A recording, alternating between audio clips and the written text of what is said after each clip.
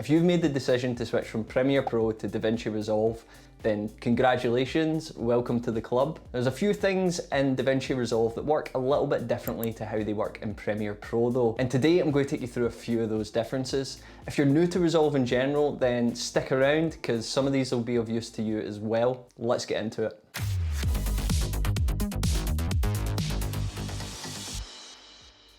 Okay, so difference number one is how you work with multiple dimensions within one project. For example, you might want to have your main edit in 16:9 and then have another edit that's 9:16 or 1:1 in order to have a variant for social media. In Premiere, we're used to setting these up at a sequence level. So you'll hit new sequence and then from there you'll be presented with a bunch of options that let you change your dimensions and your frame rate. Now in Resolve, we set this globally for the project. So in your project, you'll go to File, Project Settings, and you can select your frame rate and dimensions for the entire project there. This means that any new sequence that you make, or timeline as Resolve calls it, will be set to those dimensions and frame rate automatically. But if you uncheck this little box here, use project settings, we can then go into format and you can select dimensions and a frame rate that are different from your global project settings, which is handy for a whole bunch of different reasons. One of which is doing social media sized videos. So once you finish your main edit, you could set up a new timeline with different dimensions and then copy across your edit to that timeline. Another thing you can do with it though is that you can actually use it to get smoother playback. So I edit all my videos on a 2019 MacBook Pro that's got some pretty modest specs. So when I'm trying to get a 4K timeline to play back, it can be a little bit problematic. So I'll bump my timeline down to 1920 by 1080, then I'll do my edit in that timeline, and then before I export it, I'll go back and I'll reset it to 4K. This way I could get smooth playback when I'm editing, but then at the same time I get the maximum resolution when I'm exporting it out. Now this little checkbox is actually really easily missed if you're coming from Premiere, just because of the way that a timeline gets set up. In Premiere, you'll be presented with that option right away. Now Resolve's inspector is pretty much the same thing as Premiere's effect controls. You control the same stuff from within there. And something that you might have noticed is that the scale and position values look quite different. And that's because Premiere uses absolute pixels, whereas Resolve uses a relative scale. Now this might look a bit alien to you if you're coming from Premiere, but trust me, there's a really good reason for this, and it's actually better in some instances. Let me explain. You see, unlike Premiere, Resolve will default to scale your footage to fit the timeline. This means if you're working with multiple resolutions, you don't have to resize them every time you bring a new clip into your timeline. It just scales it to the full size. So here I've got a 1080 timeline and multiple clips. Some are 1080, some are 4K, and some are only 720. So let's say I wanted to resize one of these to 3/4 its size and show off a little still background that I've got going on here.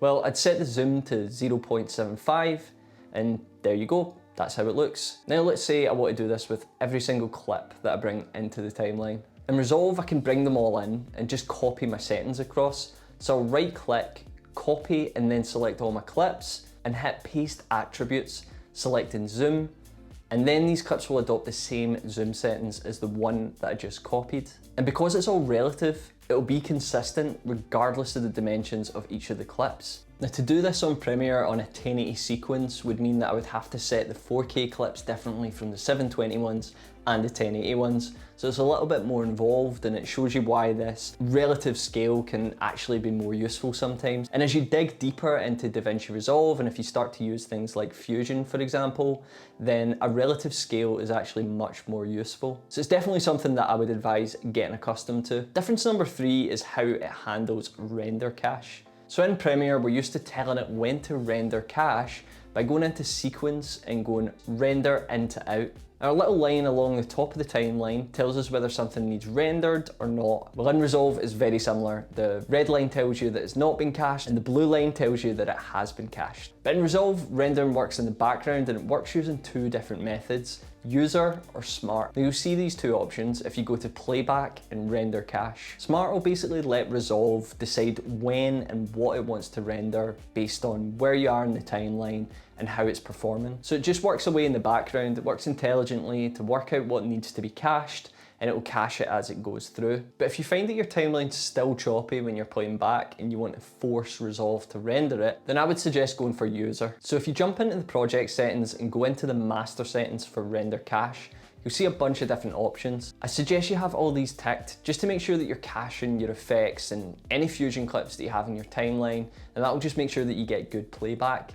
I'd also set the background caching to 1 or 2 seconds. I've got mine set to 2 seconds. So that means that when you stop editing or you stop doing anything, that in 2 seconds, Resolve will begin to render through your cache in the background, and it'll do it from wherever the playhead is at in your timeline. You can also select a more efficient cache format like ProRes Proxy, for instance, just to help you play things back a bit better. Lastly, if you are using user cache, then make sure that when you right click on your clips and go to render cache Fusion output, that you have that set to on. That'll make sure that Resolve knows when to render your clips. And that's it. That's all you really need to know about rendering things in Resolve. It basically does it in the background, so it's a bit different to Premiere, the way you hit render and you're just waiting for it to cache through. Something else that's worth mentioning is pages. Resolve basically breaks down the entire production cycle of a video into individual pages for a select task. But what a lot of people don't know is that you can actually turn these pages off if you don't want to use them.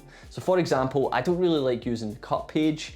I know that you can run through a lot of footage that way very, very fast, but it doesn't really speak to the way that I edit personally. I'm used to Premiere, I started on Premiere, and so the edit page is just much, much more familiar to me. So all you have to do is go into Workspace and Show Page, and then you can just uncheck the pages that you don't want to show. If you're used to editing in Premiere, then the edit page in Resolve is going to be the most similar to your style of editing. I would highly recommend starting with that page. Now obviously that's not the only differences between Premiere Pro and DaVinci Resolve, but it is a few of the ones that tripped me up when I first started using it.